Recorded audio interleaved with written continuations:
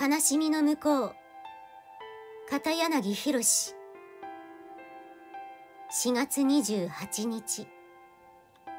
みんな頑張っている。頑張っている人は他の人に対してなぜあなたはもっと頑張らないんだと厳しい態度をとってしまいがち。その人もその人なりに精一杯頑張っている。ただ頑張っているところが自分と違うだけだと気づくことができますように。